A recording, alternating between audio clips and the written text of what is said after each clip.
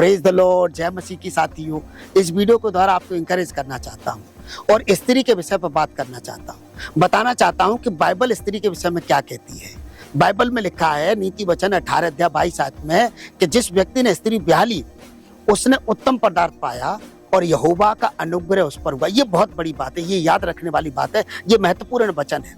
जिस व्यक्ति ने स्त्री ब्याह ली है उस पर क्या हुआ है? यहोवा का अनुग्रह हुआ है। उस व्यक्ति ने उत्तम पदार्थ पाया है। तो जो स्त्री आपके घर में है वो साधारण नहीं है, वो उत्तम पदार्थ है और आपके ऊपर आपकी पत्नी के कारण से आप उसको शादी करके लाए। इस कारण से यहाँ वचन कहता है आप पर यहोवा का अनुग्रह हुआ है। मतलब पत्नी पति के जीवन में ईश्वर के अनुग्रह के बराबर है। तो जो आपको अनुग्रह मिला है पत्नी के रूप में, उसकी कदर करिए, उससे मोहब्बत करिए, उसका आदर करिए। आपके जीवन पर आशीर्वाद होगा, अनुग्रह बना रहेगा प्रभु यीशु मसीह के नाम से। जिन परिवारों में स्त्री की कद्र नहीं है, उन परिवारों में आशीर्वाद नहीं है, उन परिवारों पर अनुग्रह नहीं है। तो यदि आप अपने अनुग्रह को कंटिन्यू करना चाहते हैं, आप बनाए रखना चाहते हैं ईश्वर का ग्रेस अपने ऊपर, तो आप अपनी पत्नी का आदर करिए, अपने घर की महिलाओं का आदर करिए, उनसे मोहब्बत करिए प्रभु यीशु मसीह के नाम से। संसार में तो महिला के विषय में लोगों ने बहुत गलत धारणा बना के रखी है। इवन कुछ महिलाएं ही अपनी बहू पर ये इल्जाम लगाती हैं, सास लोग, कि जब से मेरे लड़के की बहू आई है तब से लड़का बिगड़ गया है, मेरा घर बिगड़ गया है। वे महिला होकर के महिला पे कैसे इल्जाम लगाती हैं, ये बात हजम नहीं होती है। क्योंकि शादी होकर के तो उनकी भी आई होगी। हाँ, कुछ महिलाएं ऐसी होती हैं जिनके कारण से परिवार बिगड़ जाता है। क्यों? क्योंकि वो विवेक नहीं रखने के कारण से होता है। इसलिए मैं आपको इंकरेज करना चाहता हूँ। और एक और वचन मैं आपको बता दूं, नीति वचन 12 अध्याय की 4 आयत में लिखा है, भली स्त्री अपने पति का मुकुट है, परंतु जो लज्जा के काम करती है वह मानो उसकी हड्डियों के सड़ने का कारण होती है। भली स्त्री अपने पति का मुकुट होती है। स्त्री के कारण से ही पति को इज्जत मिलती है समाज में। और इसीलिए ये कहावत चली है कि हर कामयाब पुरुष के पीछे औरत का हाथ होता है। क्योंकि यहाँ कलाम कहता है स्त्री यदि बुद्धिमान है, स्त्री यदि भली है, स्त्री यदि अनुग्रहकारी है, तो वो उसके पति का मुकुट है। आप यदि स्त्री हैं तो मैं आपसे कहना चाहता हूँ, आप अपने पति का मुकुट बन जाइए। ऐसे काम करिए कि आपका पति जब घर से निकले उसको आदर मिले, आपके कारण से आदर मिले। जब आप अपने पति से प्यार करती हैं तो आप अपने पति को आदर दिलाइए। आप अनुग्रह अपने जीवन में रखिए, प्रेम अपने जीवन में रखिए, आदर अपने जीवन में रखिए। और यदि आप पति हैं तो मैं आपसे कहना चाहता हूँ, आपकी पत्नी आपके सर के मुकुट का कारण है। हाँ, पत्नी को सर पर बिठाने की बात नहीं कर रहा हूँ, क्योंकि परमेश्वर ने जब स्त्री को बनाया था तो उसने क्या किया था?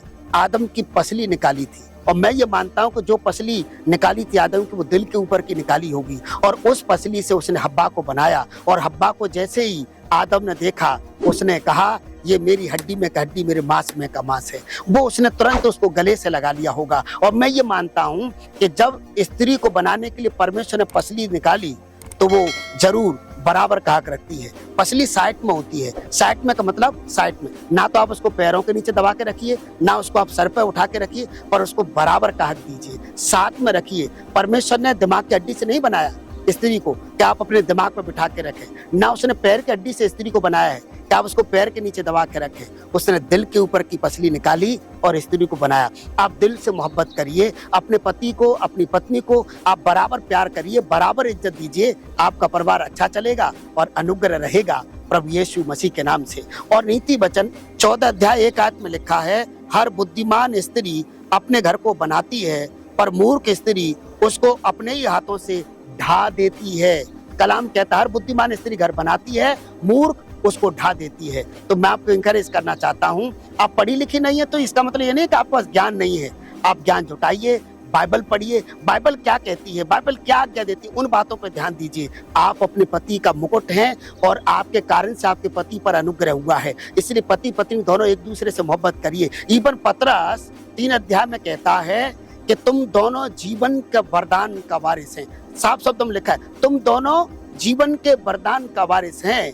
तुम्हारी प्रार्थना कहीं रुक न जाए। लिखा है स्त्री को क्या करें, निर्बल पात्र जान करके स्त्री का आदर करे पति, क्योंकि वो दोनों जीवन के वरदान के वारिस हैं। पति जीवन के वरदान का वारिस नहीं है या फिर पत्नी जीवन के वरदान का वारिस नहीं है। लिखा तुम दोनों जीवन के वरदान के वारिस हैं, तुम्हारी प्रार्थना कहीं रुक न जाए। यदि आप में झगड़े होते हैं, आप एक दूसरे से मोहब्बत नहीं रखते हैं, आप में क्रोध रहता है, तो आपकी प्रार्थना रुक रही है। ईश्वर आपको पसंद नहीं कर रहे हैं, आपके ऊपर अनुग्रह रुक गया है। यदि आप अनुग्रह कंटिन्यू करना चाहते हैं, आप चाहते हैं कि आपके ऊपर अनुग्रह बना रहे, आपको ईश्वर आशीष दे, आपको ईश्वर सरफराज करे, आप दोनों को प्रभु बनाए रखे, तो दोनों में मोहब्बत होना है, दोनों एक दूसरे का आदर करना है। और मैं फिर से कहना चाहता हूँ, पत्नी पति का मुकुट का कारण बनती है, पत्नी पति के जीवन पर, परिवार पर अनुग्रह का कारण बनती है। इसलिए आप अपने घर की स्त्रियों का आदर करें।